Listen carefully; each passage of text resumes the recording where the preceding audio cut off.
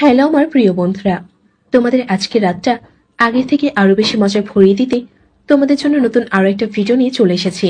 আর সাথে আমার নিজের ছেলের সাথে ঘটে যাওয়া একটা মজার ঘটনা। বন্ধুরা, তোমরা যাতে আজকে আগে থেকে অনেক বেশি মজা পাও, তাই আজকের ঘটনাটি খুবই মজাদার ভাবে বানিয়েছি। তোমরা যদি সত্যি মজা পেতে চাও, তাহলে তোমরা ভিডিওটি না টেনে সম্পূর্ণটা দেখো।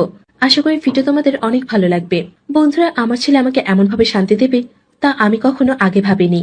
তার খেলোয়াড়ের খেলার ধরন এত ভালো যে কেউ তার খেলায় অসুখী থাকতে পারবে না। যাই হোক, আজকে আমি তোমাদেরকে শোনাবো ছেলের জন্মদিনের উপহার হিসেবে ছেলেকে কিভাবে খেলতে দিলাম।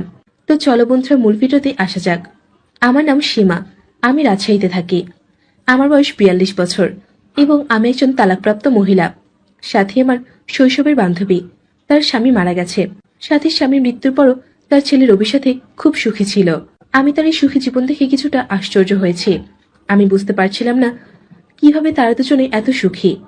আমি আর থাকতে পারলাম না, তাই একদিন সাথীকে জিজ্ঞাসা করলাম, সাথী, তোর স্বামীর মৃত্যুর পরেও তোরা মা ছেলে এত সুখী কিভাবে? স্বামীর মৃত্যুতে তোর কোনো দুঃখ নেই দেখছি। সাথী বলল, আমি তোমার স্বামীকে ফিরিয়ে আনতে পারবো না। তাছাড়া আমার রবি তো আমার সাথেই আছে। আমি বললাম, রবি আছে ঠিক আছে, কিন্তু রবি তো আর তোর স্বামীর অভাব দূর করতে পারে না। সাথী বলল, না, রবি আমার সমস্ত অভাব দূর করে দেয়। ওর মুখ থেকে এমন কথা শুনে আমি হতবাক হয়ে গেলাম।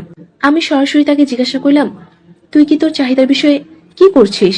সাথী বলল, তোর কাছে কি গোপন করব? রবি এখন আমার সবকিছু। আমি নিঃশব্দে তার দিকে তাকিয়ে থাকলাম।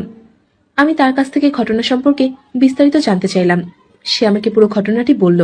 ঘটনাটি শুনে আমার খুব ভালো লাগলো, কারণ আমার স্বামীর সাথে আমার বিচ্ছেদ হওয়ার পর আমার মাঠের আগুন আমাকে কুরে কুরে খাচ্ছিল। আমি ভাবলাম, আমার একটি ছেলে আছে, আমিও তো সাথীর মতো করতে পারি। তবে কিভাবে এসব ঘটবে? আমি এসব নিয়ে ভাবতে থাকি এবং সাথীকে মনের কথা বলি। সাথী আমার কথা শুনে আমাকে বেশ কয়েকটি উপায় বলল, তবে উপায়গুলো এত সহজ ছিল না। আমার বিবাহ বিচ্ছেদ হয়েছিল 10 বছর আগে। যখন আমার বিবাহ বিচ্ছেদ হয়, তখন আমার ছেলে সুজনের বয়স ছিল 10 বছর, তাই তার বয়স এখন 20 বছর। যাই হোক, আমার স্বামীর সাথে আমার বিচ্ছেদ হওয়ার পর নিজেকে ভীষণ একা লাগছিল। আসলে আমরা কেউ একজন পরিপূর্ণ সুখ দিতে পারে এমন কাউকেই চাই। যাই হোক, সাথী তার ছেলের সাথে ঘনিষ্ঠ হওয়ার পেছনে অনেক কারণ জানিয়েছিল। প্রথমত, সবকিছু গোপনে থাকবে। দ্বিতীয়ত, যখন খুবই মজা করা যাবে তখনই তারা মজা করবে। তবে কিভাবে আমি আমার ছেলের সাথে ফ্রি হতে পারবো তা নিয়ে আমি অনেক ভাবতে থাকলাম। মাঝে মাঝে এইসব ভাবতাম যে তার সাথে আমার এটা করা ঠিক হবে কিনা। তবে সাথীও তার ছেলের ঘটনা এইসব চিন্তা করার পর আমি আবার আমার ছেলেকে নিয়ে স্বপ্ন দেখতে শুরু করি। তখনই আমার মাথায় একটা বুদ্ধি এলো। আমি একটি নতুন ফোন আর একটা নতুন সিম নিয়ে এলাম। এতে হোয়াটসঅ্যাপ ডাউনলোড করে সুজনকে হাই পাঠালাম। একসময় সুজনের জবাব এলো, হ্যালো, আপনি কে? আমি বললাম, আমি তোমার সাথী খালা। সুজন বলল, হ্যালো খালা, কেমন আছেন? আমি বললাম, ভালো, তুমি কেমন আছো? সুজন বলল, ভালো। তারপর আরো কিছু লিখে তার খোঁজ খবর নিয়ে প্রথম দিনের মতো বিদায় নিলাম। তারপর থেকে আমি সুজনের সাথে কবিতা সেজে প্রতিদিন কথা বলতে শুরু করি এবং তার সাথে অনেক বিষয়ে কথা বলতাম। একদিন আমি সুজনকে হ্যালো বলার সাথে সাথে আমি চ্যাট বন্ধ করে দিয়ে তাকে আমার ঘরে ডাকলাম। এই কারণে সে জবাব দিতে পারেনি, মানে সে আমাকে কোনো উত্তর লেখেনি। আমি তার সাথে কিছুক্ষণ কথা বললাম এবং কিছু সময় পার হয়ে চলে গেল। ঘরে গিয়ে আমাকে উত্তর দিল, হ্যালো। আমি বললাম, এত সময় তুমি কি ব্যস্ত ছিলে? কি কোনো বান্ধবীর সাথে ছিলে নাকি? সুজন বলল, না খালা, আমার কোনো বান্ধবী নেই। আমি বললাম, মিথ্যা বলো না। সুজন বলল, সত্যি খালা, আমার মায়ের কসম। আমি বললাম, সে তোমার মা, কোনো বান্ধবী না, যেভাবে তার কসম দিচ্ছ। সুজন বলল, দুঃখিত খালা। আমি বললাম, ঠিক আছে। আমার ছেলে জানতো না যে সে তার মায়ের সাথে কথা বলছে। তারপর আমি তাকে সাথী খালা হিসেবে জিজ্ঞাসা করলাম, তুমি কি ধরনের মেয়ে বন্ধু চাও? সে বলল, না, বলবো না। সে লজ্জা পেয়ে বলল, আরে খালা, আপনি এমন প্রশ্ন করছেন কেন? আমি বললাম, তুমি কি লজ্জা পাচ্ছ? কিন্তু কেন? তোমার কি মেয়ে বান্ধবী দরকার পড়ে না? আমার ছেলে তো তার মেয়ে বান্ধবীকে নিয়ে আমাদের বাড়িতে আসে, তারা তো আমার সামনেই মজা করে।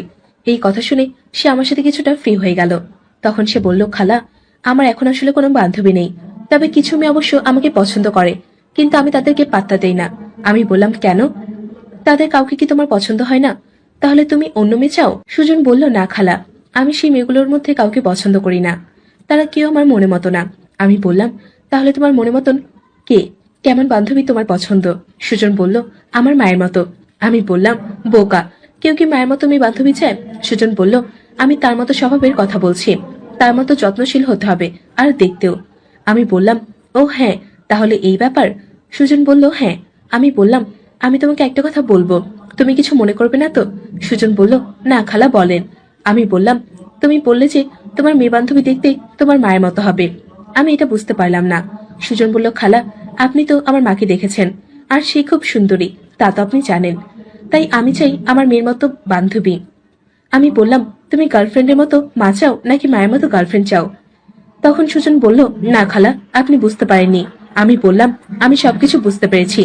আমি কাউকে কিছু বলবো না, এমনকি তোমার মাকেও না। আমাকে সত্যি হয় তবে অবশ্যই।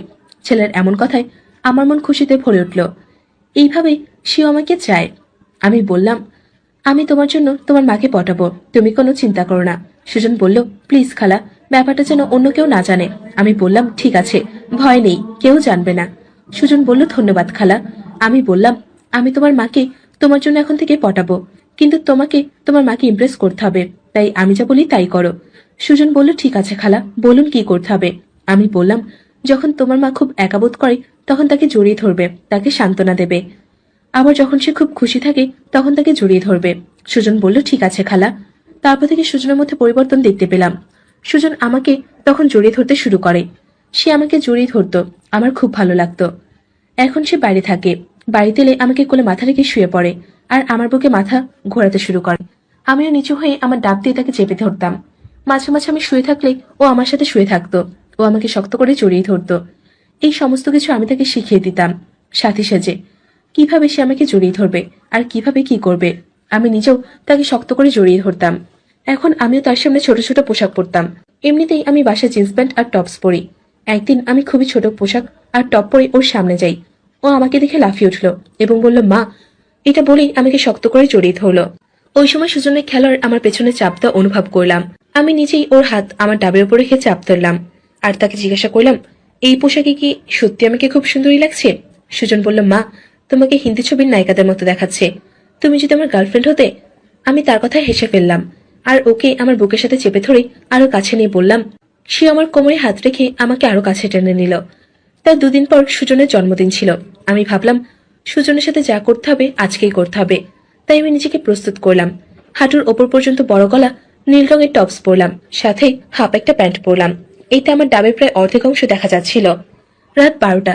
আমি সুজনের ঘরে গেলাম এবং তাকে জন্মদিনের শুভেচ্ছা জানিয়ে তাকে জড়িয়ে ধরে তাকে আমার ঘরে নিয়ে এলাম। সুজন আমার ঘরে সাজসজ্জা দেখে অবাক হয়ে গেল আর বলল, মা, তুমি কি আমার জন্য এসব করেছো?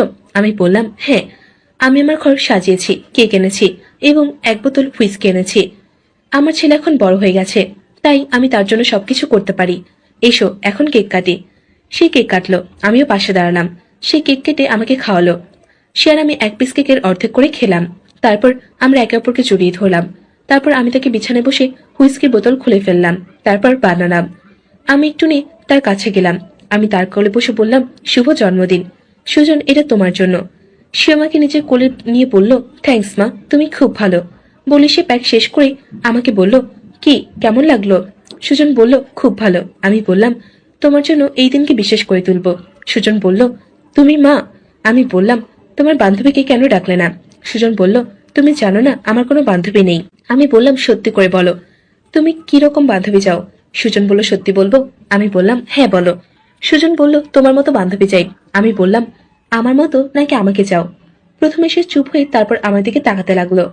আমি বললাম, আমি একটা কথা বলবো। সে অবাক হয়ে আমার দিকে তাকিয়ে বলল, হ্যাঁ বলো। আমি বললাম, তুমি যার সাথে চ্যাট করছো সে তোমার সাথী খালা না। সে হতবাক হয়ে বলল, মানে? আমি ওর বুকে আমার মাথা রেখে বললাম, ওটা আমি। সে শুনে খুশি হলো এবং আরো শক্ত করে আমাকে জড়িয়ে ধরলো। তারপর আমি ওকে বললাম, সুজন, আমি তোমাকে অনেক ভালোবাসি। সুজন বলল, আমিও তোমাকে অনেক ভালোবাসি প্রিয়তমা। আমি যখন তার সাথে এইসব কথা শুনলাম তখন সময় নষ্ট না করে আমি বসে পড়লাম। আর সুজন সবকিছু বোঝার আগেই আমি তাকে সম্পূর্ণ উন্মুক্ত করে দিলাম। সাথে সাথে তার বিশাল খেলোয়াড় বের হয়ে এলো। তার এই খেলোয়াড় দেখে আমি পুরো হতবাক হয়ে গেলাম, কেননা তার বয়সের তুলনায় তার খেলোয়াড় অনেক বড়। তার খেলোয়াড় দেখে ভয় পেয়ে গেলাম। তারপর নিজে নিজেই ভাবলাম, যে করে কষ্টই হোক না কেন, তার খেলোয়াড় আমার মাঠে নামাতেই হবে।